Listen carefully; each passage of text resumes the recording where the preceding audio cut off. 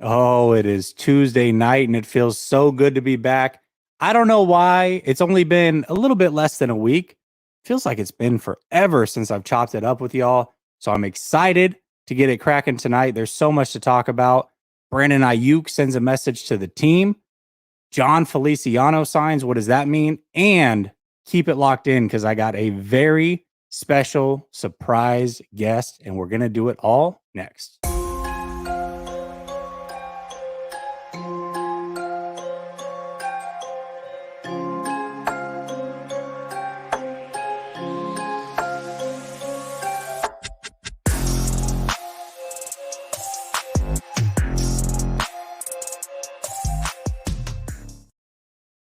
All right. Welcome back to Last Second Sports, where we are giving you our take down to the last second. And it's Tuesday, where I normally have my guy, So Real, Sunil. That is not who's next to me, though. Right next to me is my guy, Ryan Hensley. What's up, Ryan? How you doing? Oh man, I'm doing great, man. Thank you so much for inviting me on. I'm in a hotel right now, traveling, but I had to jump on when I had this opportunity. Thanks for inviting me on, man. Glad to be here, and I'm feeling good, man. Long overdue, my man, long overdue. And I told you that I would make it special when I had you on. And I didn't expect it to be this soon. You know, there's not a lot going on, although there is, I think something kind of big happened today. We'll talk about that.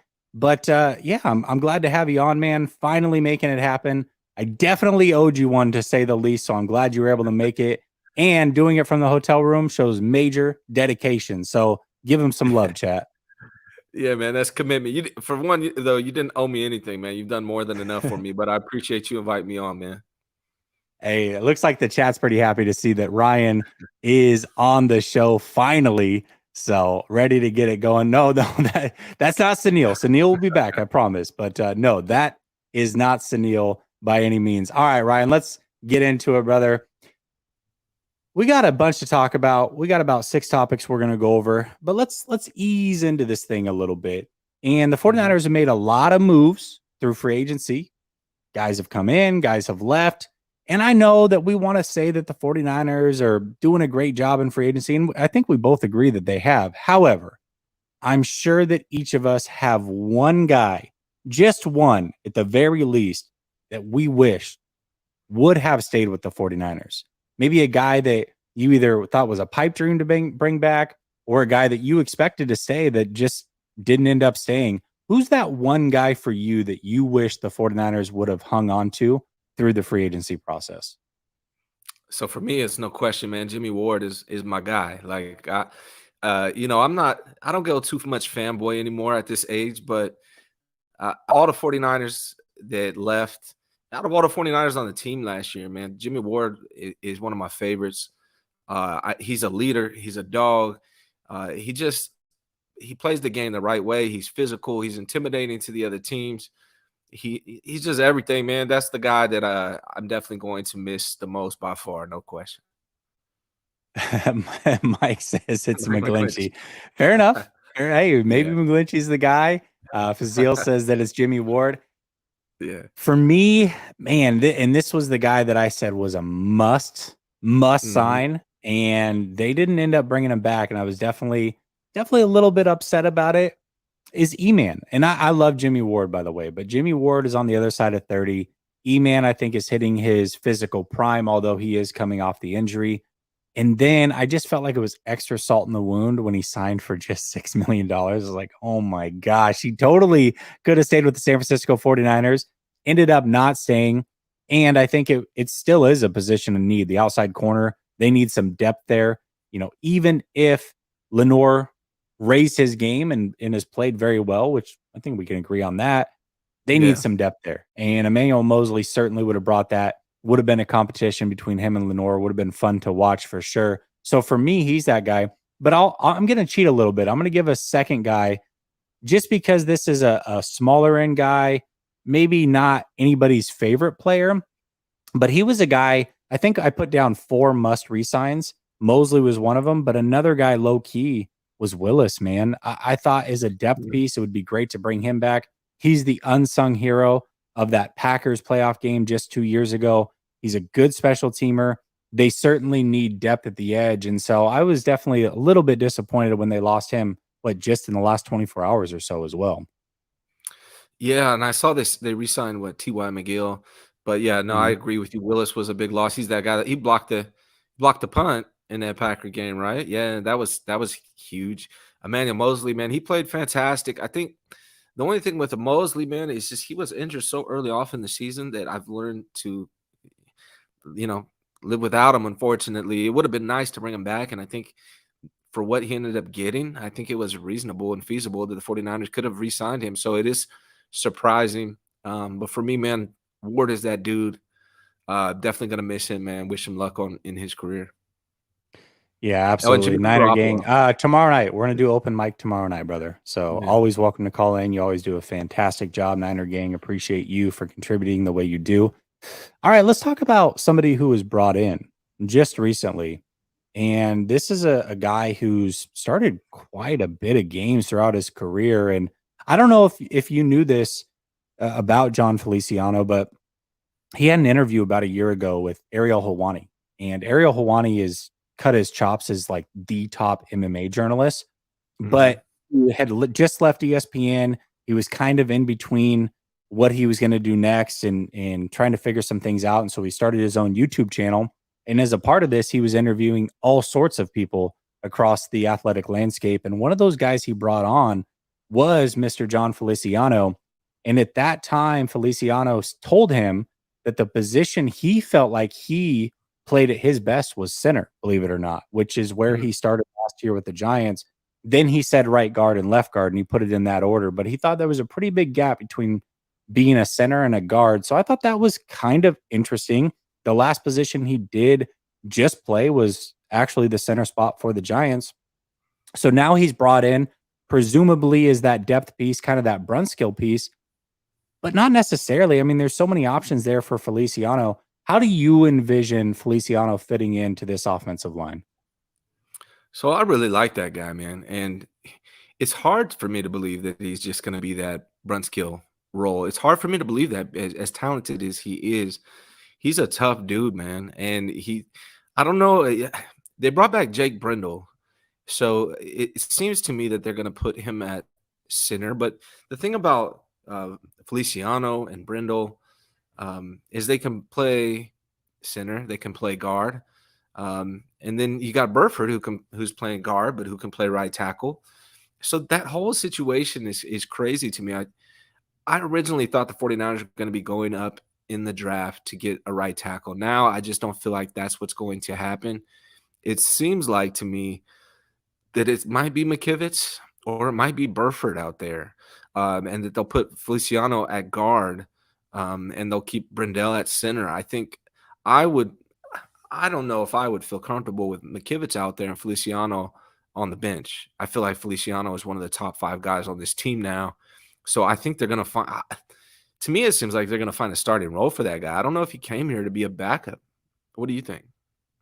Yeah, it is very interesting because let's look at it across the board, right? We'll start from the center position. When they Mhm. signed Brindell, who, he had a good season, no doubt, but the money they gave him wasn't like, we're committed to you being the starter long term here. It was like, hey, you could incentivize and get some decent money, but you're not getting paid a ton of money here. So does that mean he was going to compete with Zakel? Well, now they bring in Feliciano. Are they competing with each other? Burford, like you said, could slide over to right tackle, which I think he profiles better there. But what do the 49ers think? I don't know, man. There's so many opportunities here that they can go with.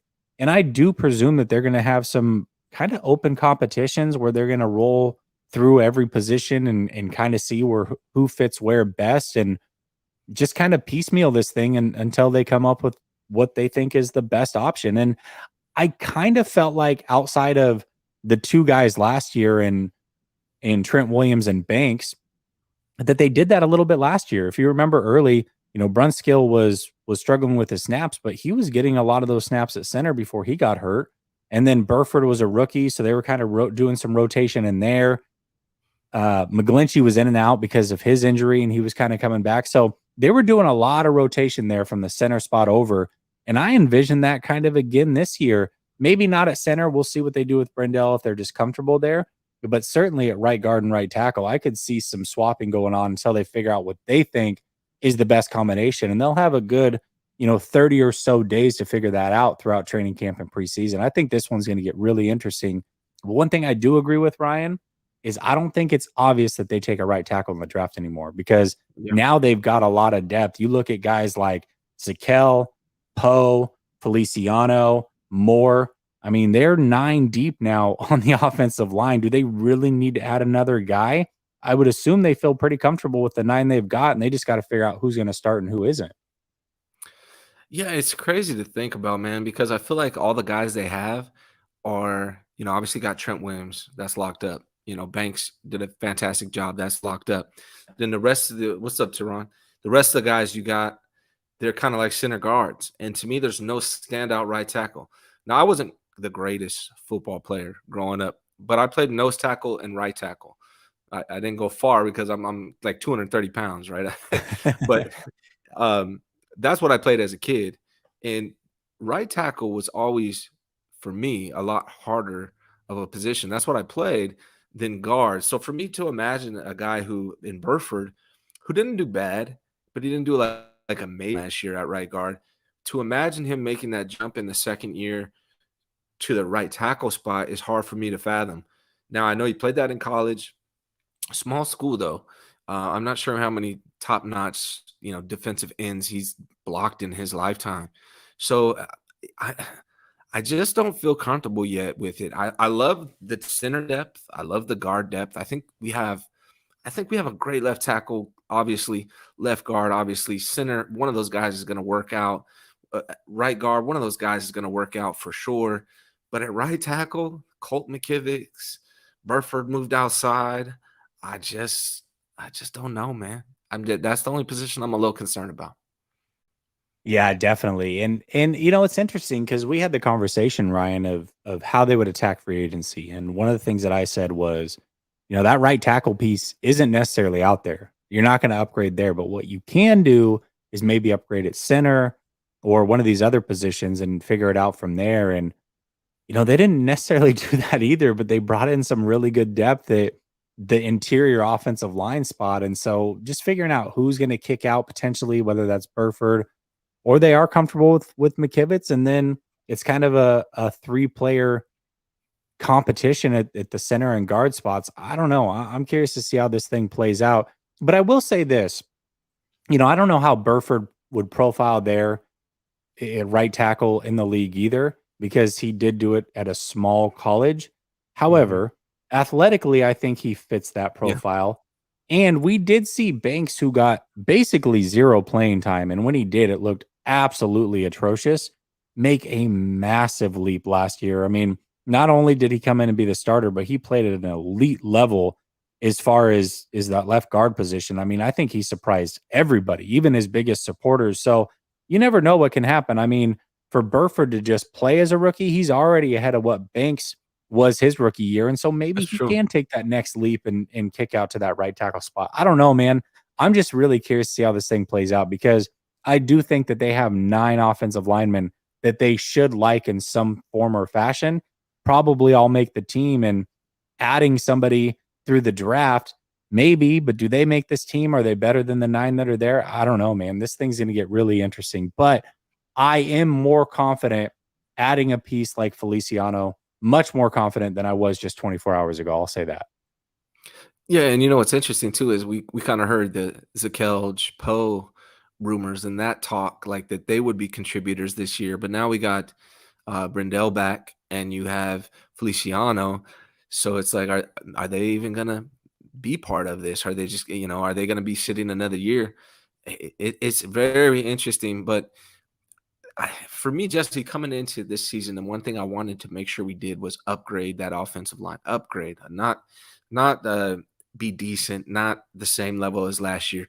Upgrade, and that's the right tackle spot. I figured Burford, if you can keep him at that right guard spot, he's going to get that body. You seem like a lot of rookie linemen. They don't really have the strength necessarily for the NFL.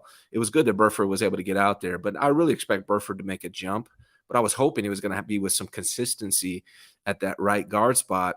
and instead of just moving him out to the right tackle and expecting that jump to take place there.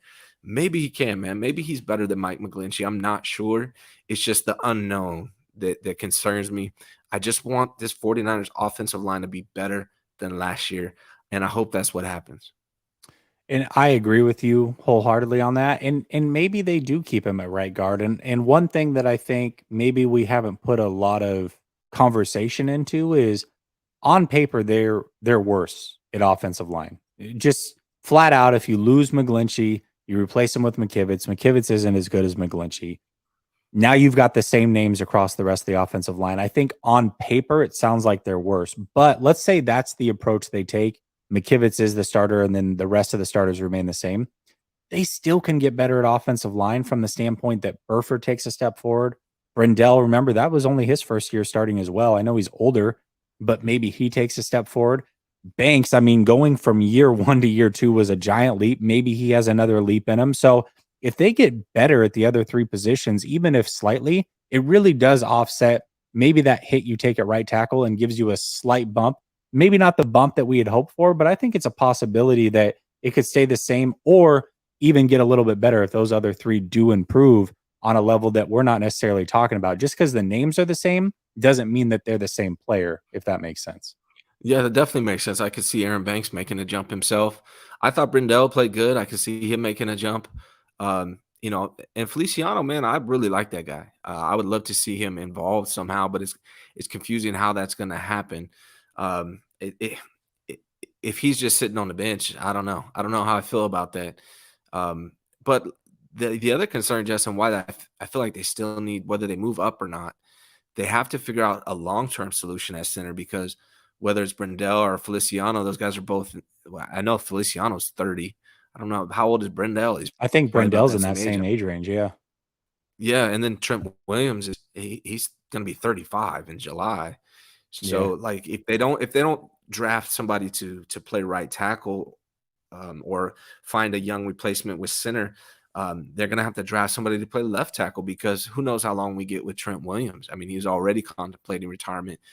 I think the 49ers got to invest in this offensive line and grab the most talented guys they can. So maybe they still do move up. I don't know. But it's interesting. The right tackle spot does concern me. And then just the future, youth. You can't rely on these 30-year-old guys at center. So either Zakelj or Poe needs to be the answer. They got to find one. And then they got to find Trent Williams' replacement. And maybe that's going to come next year because of a first-round draft pick.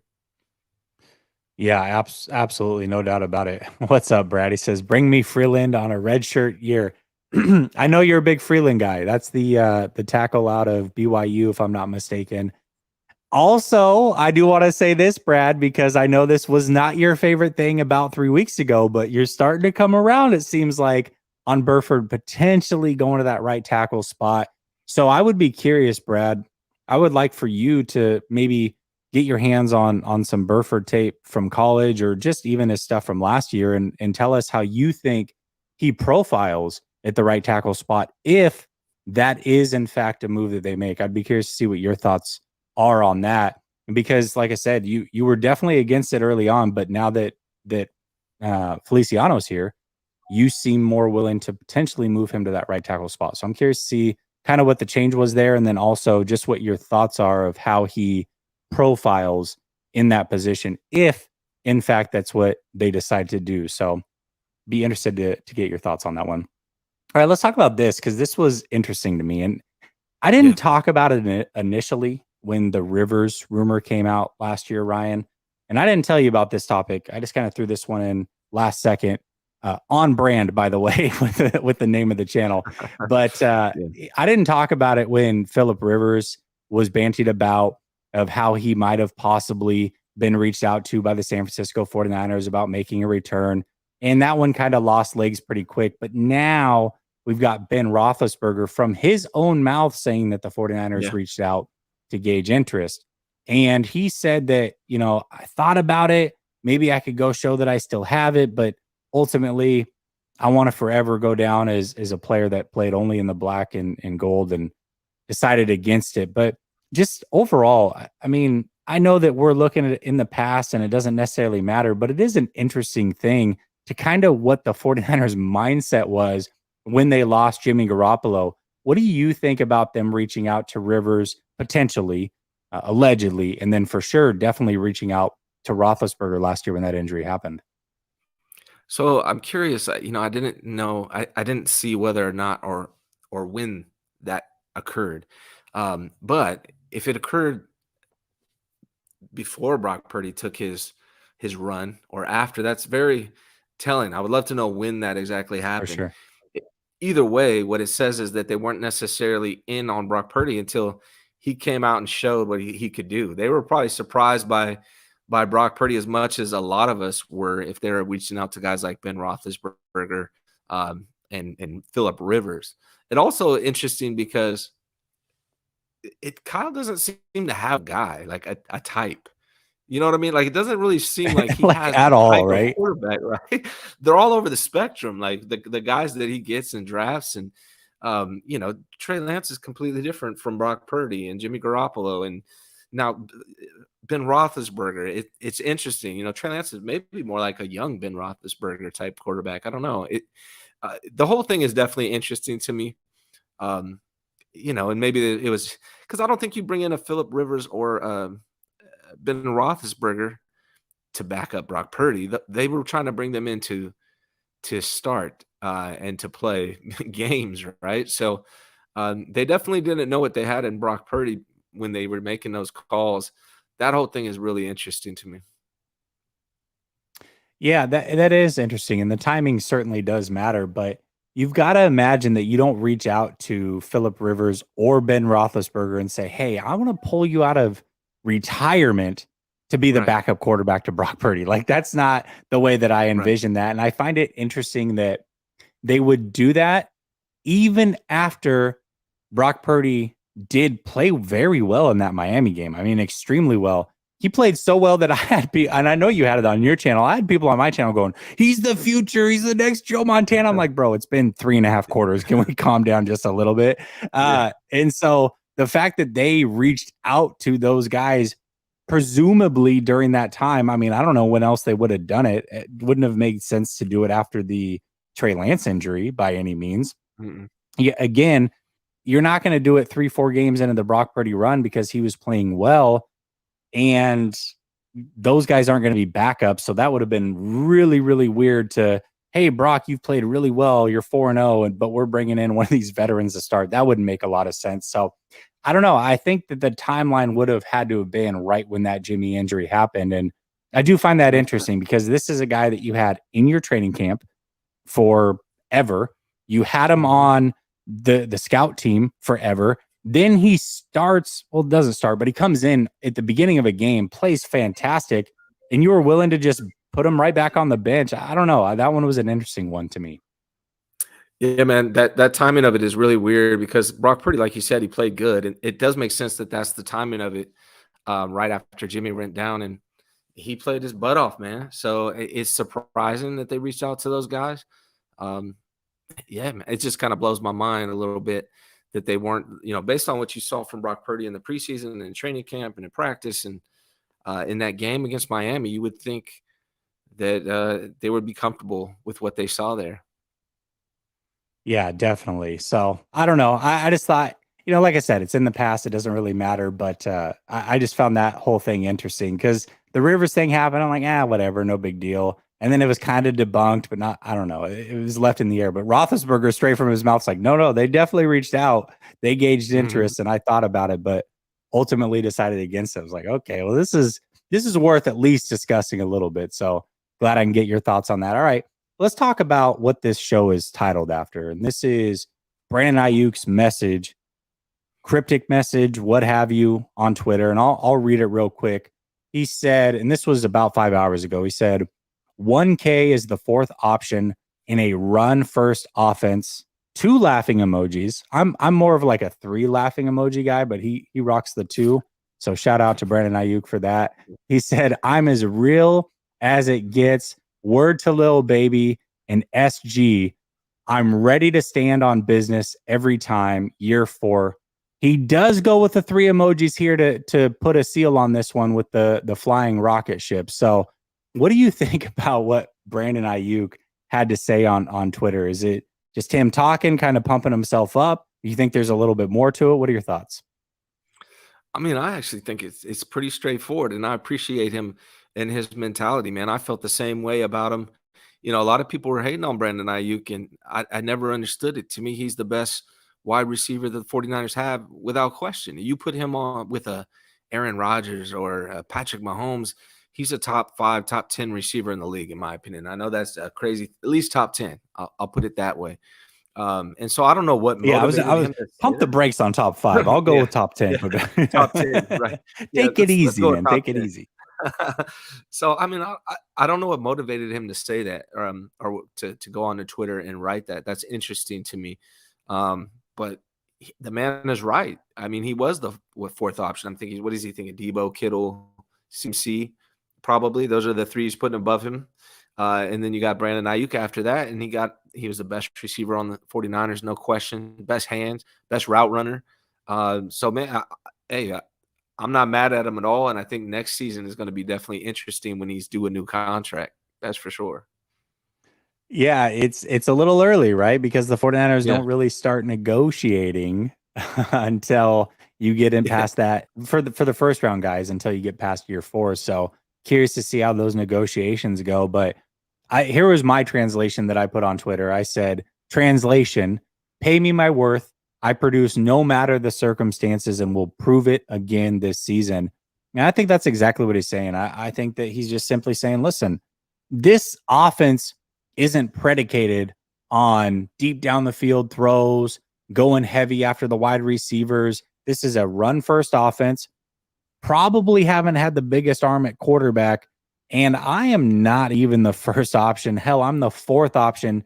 I'm trying to think of the 4. Is he going Debo, Kittle, CMC, probably, and then yeah, himself?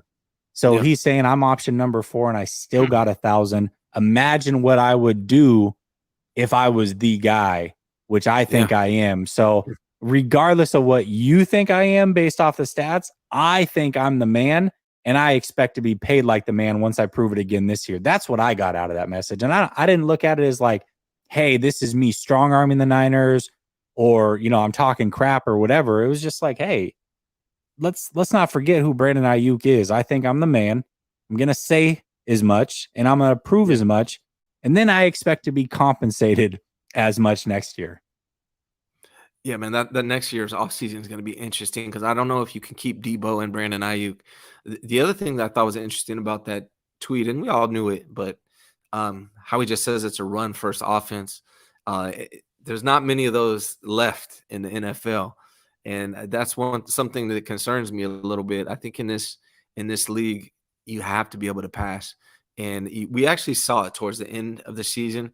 It seemed like Kyle Shanahan was more pass heavy than he was traditionally in all previous seasons. So that's another thing that I thought was interesting from that tweet, that he's acknowledging it's a run first offense. And I'm also curious to see if that's the way it continues starting next year, because that run first offense, man, I feel like that's a little outdated if you look at all the rules in place, all the trajectories, all the just everywhere this league is going. And the teams that win the Super Bowl, I'll say it again, I've said it too much, but I think the last 4 or 5 Super Bowls, the quarterback had over 4,000 passing yards and 40 plus touchdown passes during the season. So I really hope the 49ers go in that direction, because I feel like you have to nowadays. Yeah, I think that's fair. And I know you've said it, but you haven't said it here on Last Second Sports. So say it all you want. But it was interesting because I remember one of the topics that I had with Grant right before the playoffs started was this an offensive team or a defensive team? And I started to feel like the team had kind of made a shift towards being an offensive driven team. And I know that sounds crazy to say when you have the number 1 defense, but they were putting up so many points towards the tail end of the season. They had brought in CMC. Debo was back looking explosive.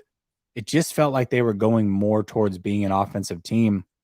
Then they showed that against Seattle, took a step back against Dallas, and who knows what would have happened in the Philadelphia game. But then to fast forward a little bit, they used, and they did it in all 3 games. And I know it was a small glimpse against Philly, but they were on pace to do it again. They were using the pass to set up the run almost. They passed a lot in the first half of the other 2 games. It looked like they were about to do the same thing in game 3. And then in the second half, they would establish the run and kind of go from there. But you started to see those little shifts being made from Shanahan. And I don't know if that was just a, hey, this is a game plan throughout the playoffs to kind of, when everybody thinks we zig, we're going to zag type of thing, or if this was what you can expect going forward, whether Purdy plays and maybe it's predicated on that or what have you. I don't know, but it did start to seem like they were going in that direction, which was an interesting twist for sure. Yeah, and I hope it continues, man. I really do. It's been a long time since the 49ers had an aggressive passing game. I mean, when's the last time? Jeff Garcia? 2002? Like, that's a Yeah. long Right, time ago, man. right. And, I go and watch high school games that have more aggressive passing attacks than the 49ers. So I would love to see the 49ers go in that direction with Trey Lance at the helm. The deep passing game would be amazing. That's kind of why I'm so excited about the potential of Trey Lance, because he does have that in his arsenal. They don't have to dink and dunk with Trey Lance. They can attack and go deep, and I'm hoping to see it. I'm really hoping to see it this year. Yeah, I am too. I'd be excited for that. Fish and Chips becomes a member. Appreciate you, Fish and Chips. And this one's interesting. Pete says he wouldn't be surprised if we trade Debo on draft day. I would be surprised, and not from a standpoint that I think if you're choosing between Debo and Aiyuk going forward, I've had these conversations, but in 2 years, that's going to be a real decision. And I hope that they choose Aiyuk at that point because, Debo's going to be closer to 30 and he plays a different brand of football to where Ayuk's still going to be in his prime and all those other things. But Debo costs a lot if you trade him this offseason, especially if you do it before June Yeah. 1st. You're going to take a massive cap hit that I don't see how they would afford that. So not from the standpoint that maybe they're choosing Aiyuk over Debo or wouldn't be willing to do that if that's what it comes down to. But I think it's probably a couple years early, and that cap hit is going to be astronomical if they make that trade. But Yeah. maybe, maybe Yeah. we'll see it. And And I mean, do they really have the thing I was thinking about too is it's really not going to be an issue until next year. That's when Debo starts getting his real money. And then with right. Aiyuk, if they extend him, they can make it to where it's not much of a hit in that first season. So they could maybe pull it off for 2 more seasons. But on that third season, there's no way that they're both here. I would be surprised. No, I don't think so. I don't think so. Yeah. And one of the guys that they're supposedly in on in this draft is that Boogie Nights. Well, you Yeah. look at Boogie Knight, I mean, he actually is kind of that Debo Samuel mode. He's, probably a poor man's Debo or however you want to slice it, but he was an elite running back in high school. He just put up 29 reps on the bench press, which is incredible for a man his size. And when I tweeted out, I said, I hope if they're looking at Boogie Knight, I hope that he's willing to play WRB because that's what's going to be expected of him in a Shanahan offense. He retweeted it. So it sounds like he's Oh, up to the really? challenge. So if they take Boogie, if that's the route they end up going, or they take a player like Boogie, I think the writing starts to become on the wall. Like, hey, if this kid can develop over the next couple of years, then that's kind of our way of easing on away from Debo Samuel. So I'm curious to see what they do in this draft as well. Yeah, and it was good to see Debo in the weight room training already. I don't know if Yeah. that's just for camera, if he's there all the time or not, but he was there to greet some of the new free agent signings, and I'm hoping that we see a revitalized Debo Samuel who focuses all off season not on his contract because he doesn't have to anymore, but just on getting back to the Debo that we saw the season before last. Yeah, absolutely. And this is an offseason where he's not fighting for a contract. So really no reason to not be training like a demon because last year I understood Mhm. it. It made total sense. You can't go out and go crazy. You pop an Achilles. Now what? What do? You haven't been signed. There goes your career. So I understand why he would have come in out of shape because he's not able to work as hard as he would like to in the offseason. But this offseason, I really would like to see him get out there, not only get in shape, but work with Trey Lance in the offseason, get involved in some of those throwing programs, build that rapport between you two because you really haven't spent a lot of time together. That's what I would like to see from Debo for sure. Paul has a funny comment. He says Shanny's getting his doghouse warm. And that's for Brandon Aiyuk after he talked. So yeah, probably. Mike says, any word on Danny Gray and if he'll get more playing time? I would expect that Danny Gray does. that's one thing that I like about Brandon Aiyuk is he comes across to me, Ryan, like a major leader. And I think we saw that throughout last offseason. I think we saw some snippets of it through this season. And Danny Gray seems like a guy that he took under his wing and had a lot of those conversations like, hey, the reason you're not playing is because of X, Y, and Z. This is what they're looking for. This is what you need to improve on. And I know one of the things that I saw that was pretty glaring in his game is not only was he not a good blocker in Danny Gray, but he was a very unwilling blocker most of the time. And so we know how it is in a Shanahan offense. You have to be willing and able to block. That is something that was not in his game last year. So I would imagine he would get better at that.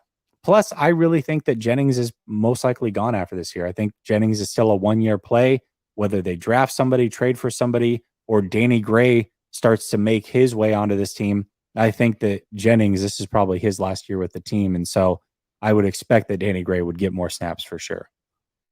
Yeah, I I agree with that. Danny Gray was drafted, in my opinion, with Trey Lance in mind. And he was a rookie, and you know how Kyle Shanahan is with rookies. So I expect Danny Gray, as long as Trey Lance is playing, as long as Danny Gray's out here blocking now, I think he's going to have a much bigger role this year. Yeah, absolutely. Frank Tom Ocean becomes a member. I appreciate you, Frank Tom Ocean. All right. Let's talk about breakout players because the 49ers always have at least a couple of these guys every year. I mean, we look at last year, you had Lenore, you had Afunga, you had Banks breakout.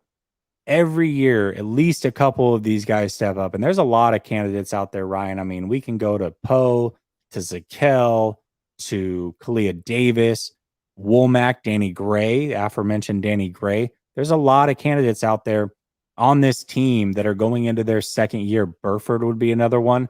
Who do you think not will break out, but if you had your choice of somebody that needs to break out, you can only pick one, who would that player be and why?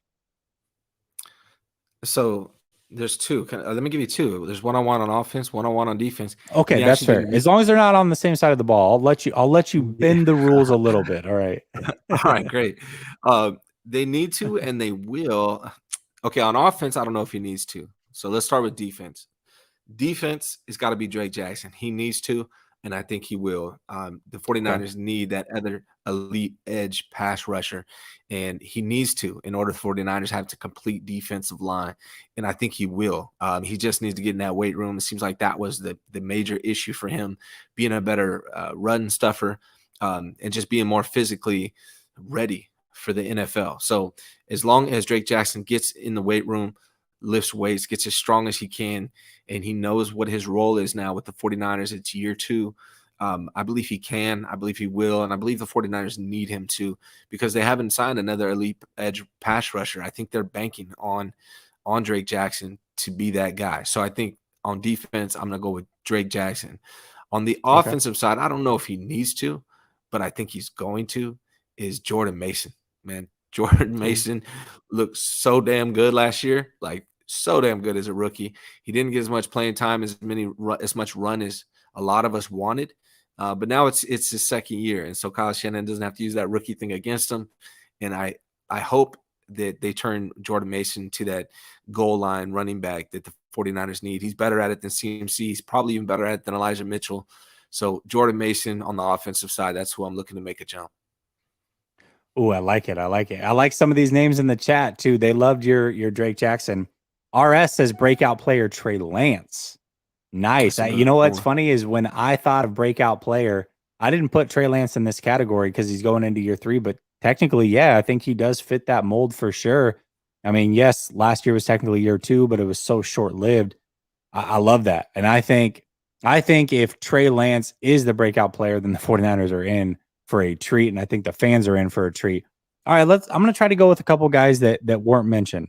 And I agree with you. I like everybody that was said. Trey Lance, Mason, Drake Jackson. Drake Jackson was my guy on defense as well. But I'll Mm-hmm. switch it up. I'll say that Womack breaks out this year. I think, Mm-hmm. first of all, let's not forget that Womack started the season as the nickel corner, and it was very short lived. But even once he was taken out as the nickel corner, he flashed pretty much every other week on special teams. He was making a big Yep. play one way or another. preseason, he was making some big plays, showed he was a bit of a ball hawk. And I think the reason that he was taken out of that starting role so quickly is because I think as a run defender, he probably wasn't what they wanted in that position, or maybe he's not as good of a blitzer is what they had hoped. But either way, I think he showed a lot of ability last year, and it's just a matter of putting it together, figuring out how to be a pro. I think Womack certainly can be that guy. I like Womack a lot. And if you can flash multiple weeks on special teams as a gunner, you're not even like the return guy. Man, that says something about your talent. You can grab attention that way. I think you're a damn good player. So I think Womack can be that guy on defense. I don't want to go with Mason or Trey Lance, although I really like those as well. I think a guy that needs to step up, and I think will step up also, is a guy that we've talked about early in this show. If this offensive line is going to be better, one of these guys is going to have to step up and step up big. Burford was splitting time last year with Brunskill. He showed flashes of being really good. At times, he showed some weaknesses, and it led to that split time with Brunskill, and that's okay. Going into year 2, physically knowing what's expected of you, knowing what it's like to be a professional player, I expect that he takes that leap. I think the talent is certainly there. And if he does, I think that is certainly a way that the offensive line can get better from last year. And that's a player that I think can and will break out this year, Spencer Burford as well. Honorable mention, Marcelino McCrary Ball. He's going to probably hopefully be filling that Al Aziz role, right? And so from what a lot of people have seen, from what I saw, he looks like a very promising young athlete, man. So you can see him make a jump. I don't know how much they need him to, but I think he will for sure. Yeah, and I think this conversation's a little played out, but we'll entertain it for a second, just because third string All Pro brought it up once, and he's bringing it up again. But he said that he thinks that Trey Lance has an opportunity to lose his job to Sam Darnold, and he says, he got $3.5 million guaranteed with up to $11 million depending on playing time and incentives. What number 3 gets that? And Ryan, you and I talked about this on your show, actually, and I'll just kind of rehash it. And if there's anything you would like to add, you certainly can. But Sam Darnold easily could have been a backup on 10 to 15 teams. And so if you're going to get a backup caliber quarterback to come in and potentially be as low as third string on the team, you better pay him like a backup. And the 49ers are in a very unique situation where they can pay a third string quarterback way too much. Because 1, they need it. They go through these quarterbacks. And 2, if you add up the contract of all 3 of those guys, it is still less of a cap hit than one Jimmy Garoppolo is making with the Raiders this year. And Jimmy Garoppolo is not getting paid a lot as a starting quarterback with the Las Vegas Raiders. And still, those 3 together are less than Jimmy Garoppolo. So I know that you're overpaying, quote unquote, for a third string quarterback. But when that guy can go be a backup somewhere else and legitimately make that money, you kind of have to open the pocketbook that way. And they need to, because they don't know when Brock Purdy's going to be back. Trey Lance could easily get hurt. Brock Purdy could come back and get hurt. They need that third guy. And, shoot, if Brock Purdy's out for the first 4 to 6 weeks, Trey Lance looks horrible like some people think he is, then sure, you've got somebody like Sam Darnold there, but let's not get it twisted.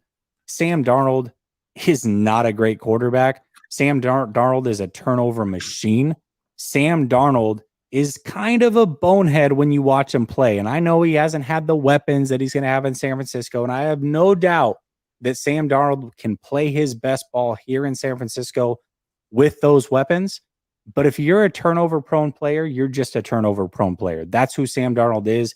That's who Sam Darnold is always going to be.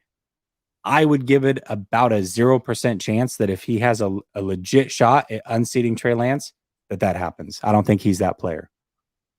Yeah, I mean, there's multiple ways I could respond to this one for sure. I mean, the 49ers quarterback room is cheaper than it was last year with Jimmy Garoppolo. Right. It's cheaper than Jimmy Garoppolo is by himself. Like, he's also going to be QB2. He could possibly be QB2 for weeks 1, weeks 2, weeks 3, weeks 4. So it makes sense to give him that money. Who knows if Brock Purdy's going to come back and be that way? But what's something you got to understand is he's going to reach 11.5 million if he plays. So his incentives incentivize the 49ers not to play him. It's not like they want to hand out $7 million extra for no reason. He's only there for an emergency basis. That's why his contract is the way it is. Yeah, absolutely. 100%. So yeah, that's my thoughts on it. We'll see. I mean, time's gonna tell. I would be shocked if barring injury, if Sam Darnold's your week 1 quarterback, it'll be a long season. I'll leave it at that. That is not what you want to see Sam Darnold being the guy. And I agree with Raymond. It's really funny to me that after 4+ seasons, multiple teams, let's not forget that he played with Moore and he played with CMC over in Carolina. He had himself a whopping 9 touchdowns to 13 interceptions with those guys on the field. Those are 2 elite players in this league. But people want to give him a chance after 4 seasons. They're like, Trey Lance after 4 games, we've seen enough here. Like, come on, man. Give me a break a little bit. You got to give me a break on that one. That one's a little out of pocket for me. Yeah, I mean, outside of injury, man, Trey Lance is your starter week 1 as long as he continues to play well. If he plays well and continues to win and lead this team, he's going to be your starter in week 18. And I really believe that Kyle Shanahan is not going to pull him for anybody as long as he's playing well, and he's going to have the opportunity, OTAs, training camp, week 1. So it's up to him. If he takes it and runs with it, that's your quarterback 1 all year next year. Yeah, I agree with that. And if he doesn't, then hopefully Brock Purdy's back healthy and he takes it. Sam Darnold, you don't want to be the guy for any amount of time if you can avoid it, for sure. And I like what you said. You know, a lot of people look at it and say, okay, he can make up to $11 million if he plays. The 49ers would prefer that they don't pay him $11 million, right? Like the reason they threw it in as an incentive is because they're thinking, all right, you're not going to see the field if we have it our way. We're not going to pay you $11 million. We're cool with giving you 3.5 or 4 because we need another quarterback just in case, but we don't want to give you 11. If they wanted to give him 11 and make him the starter, they would have just given him 11. The reason they didn't pay him more than they paid Trey Lance is because they expect Trey Lance to be the starter week 1. They don't expect Sam Darnold to be the starter. So I personally don't see it, but time will tell. Time will definitely tell. Just like they think, $3.5 million isn't QB3 pay. It's also not QB1 pay. So no, that's right. That's not what that is either. I agree. Yeah. All right. We've talked a lot about free agency and players that need to break out. There's a lot of time left in free agency. And I'm of the belief that the 49ers are holding out for something. What that something is, I don't know. But they have multiple contracts that they could still restructure or re-sign Bosa, extend Bosa, and they can free up some money. There's names out there like Yannick who are out there somehow still. Obviously, there's the pipe dream trade for a guy like Lamar. I understand all these things, but I feel like the 49ers are kind of playing coy a little bit. Maybe there's something more coming, but we don't know for sure. All we know now is who's on the roster, that they have these 11 draft picks, who in the NFC is kind of gotten better, who's gotten a little bit worse. And we've seen some fluctuation there for sure. But the question is, right now in this moment, with the moves that have been made, the guys that have departed and guys that have come in, re-signed, what have you, Ryan, do you think the 49ers are the class of the NFC at this very moment? The number 1 team in the NFC, if you had to bet, regardless of what's going on at the quarterback position, you think the 49ers are the best team right now? That's tough, man. I think the answer is I want to say yes. But when you say regardless of the quarterback position, that's hard for me to do, right? Because until you have a quarterback, it's hard for me to do. The Eagles went to the Super Bowl last year. 49ers didn't. The Eagles lost a lot of depth, though. The 49ers, they're either about the same or they're maybe got a little better on the defensive side. We'll see what happens on the line. But the quarterback question still has me hesitant to say yes. But when you look at all the other options, you look what happened to the Eagles this year, I think I would go with the 49ers are. And if it's just about right now, that's one thing. But if you look about the consistency of the product that the 49ers put out year in and year out, that's kind of to me how I decide, are they the class of the NFC? And I would say when you consider that over years and years and years under Kyle Shanahan, I would say, yeah, absolutely. They are the class of the NFC, but they still got to figure out this quarterback position. That's one thing we talked about. The 49ers are really good at building a roster. but they got to win one, right? They're relevant for sure. They're going to get to the playoffs again this year, guaranteed. But can they win one? In order to do that, you got to have a quarterback. But to answer the question, I'm going to go ahead and say, yeah, they are the class of the NFC right now. They're the team to beat, despite the Eagles going to the Super Bowl and having Jalen Hurts in place. I really think it's dependent on what happens with Trey Lance and Brock Purdy. Interesting. God, I don't know how to answer this question because, again, we look at the roster top to bottom, and it's as good as it gets in the NFL. It really is. But we just don't know what's going on at the quarterback position. I mean, there's so many question marks. There was already question marks. Whether you started Brock Purdy, I'm sorry. I know a lot of people are sold. 9 games is not enough for me to crown anybody. 7 games, whatever it is. You know, Trey Lance has a lot to prove in this league, and I love Trey Lance. Everybody knows that, but I've never once said that he's for sure going to be elite. I think he is going to be. I really do. But nobody can say for sure. So he has a lot to prove. Now you got Brock Purdy coming off of an injury. That complicates things even more. Heaven forbid Sam Darnold has to get out there. Oh my gosh, I don't even want to see that. It's so tough, man, because I look at the roster and like I say, it's right there. But then I look at how I would build a roster. And I would build a roster by getting a quarterback. That's number one. 49ers may have him, but we don't know for sure. And we may not know until the end of the season, and we'll see. But right now, we don't know who that guy is. Then I would go to protecting that quarterback through the offensive line. Well, the 49ers got a decent offensive line, but it's not great. It could take a step back. It could be the same, maybe a slight step forward, but they're not better at quarterback than the Eagles. They're not better at offensive line than the Eagles. That whole offensive line is basically coming back. And then we go defensive line. That is the third most important thing. Now, the 49ers made a massive jump there. The Eagles lost depth, yes, but their front starting 4 is still really good. They got Reddick, Graham, Fletcher Cox, and then Jordan, who's going into his second year, the massive man out of Georgia. That front 4 is, I mean, right there with the 49ers. We don't know what Drake Jackson's going to be, but that front 4 is formidable. So maybe they're slightly worse than the 49ers on the front 4 on defense, but they're certainly better at offensive line. They're certainly better at quarterback. I don't know, man. I'm not going to say for sure the Eagles are better, but I think it's closer than people want to think. I know the Eagles lost Chauncey Gardner-Johnson. They did bring back both of their corners, though. They have 2 first-round picks. And they draft well every single year. I mean, that's not going to be an issue. I don't know, man. I think it's really, really close. I'm taking a cop out here, I know, but I think they're like dead even. They're dead even to me. If the Eagles were better, I wouldn't be shocked. I mean, they're not taking that big of a step back. They really aren't, Ryan. I think people are kind of overrating the quote unquote step back that they are taking. Yeah. I mean, it's tough. Without a quarterback, it's really tough.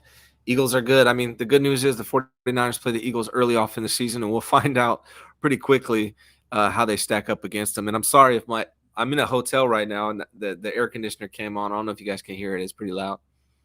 I can't hear it anyways. I don't know. Good. Maybe these guys can, but I can't hear it. So I think you're good to go.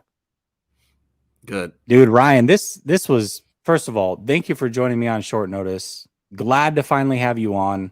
We definitely flow together really well. I know the chat loved having you on. I'll definitely bring you back soon. Appreciate that you did it from a hotel room. That was awesome. I want to say this. Those of you that are in the chat, if you're not subscribed to Ryan's channel, the link is in the description of the video. It's free. Just go click the link, subscribe to his channel, show Ryan some love for being here on Last Second Sports tonight. We got 316 of you watching, so at least 100 of you may not be subscribed. So go show Ryan love for sure. Ryan, what do you have coming up this week?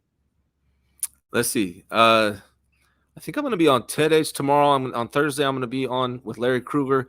And then I do a show right now. I'm doing a show Tuesdays at 10 a.m., Fridays at 12 p.m., and then Sundays at 10 a.m. So that's kind of what I do on my channel.